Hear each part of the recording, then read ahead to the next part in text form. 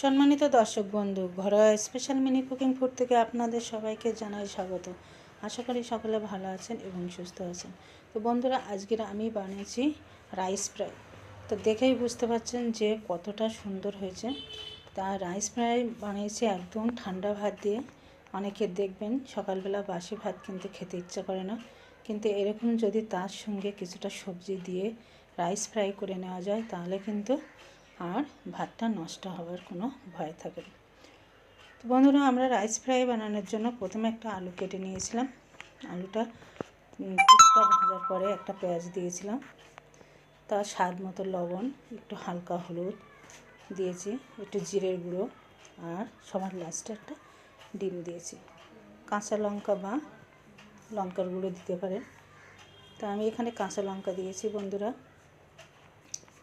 এবার আলুটা সবার আগে দিয়েছি এই কারণ আলুটা একটু ভাজতে সময় লাগে। এছাড়াও কিন্তু অন্য অন্য সবজি দেওয়া যায়, বিন, তারপরে গাজর, তারপরে সিম, এই সবজিগুলো কিন্তু দেওয়া যায়। ছোটো ছোটো করে কেটে কেটে কিন্তু দেওয়া যায়। মটরশুঁটি। তো আমার ভাজা হয়ে গেলে দেখুন, এই কিন্তু রাতের বাসি ভাত, সেটা আমি দিয়ে দিচ্ছি। আর দেওয়ার পরে এটাকে আমরা ভালো করে মিশিয়ে নেব। ভাতটাও গরম হয়ে যাবে আর টেস্টও ভালো পাওয়া যাবে। তো ভাতটা দেওয়া হয়ে গেছে। এবার আমরা ভাতটা একটু ভেজে নেব। ভালো করে সবজিগুলো ভাতের সাথে অ্যাড করে নেব। নেওয়ার পরে এটা কিন্তু আমরা পরিবেশন করব।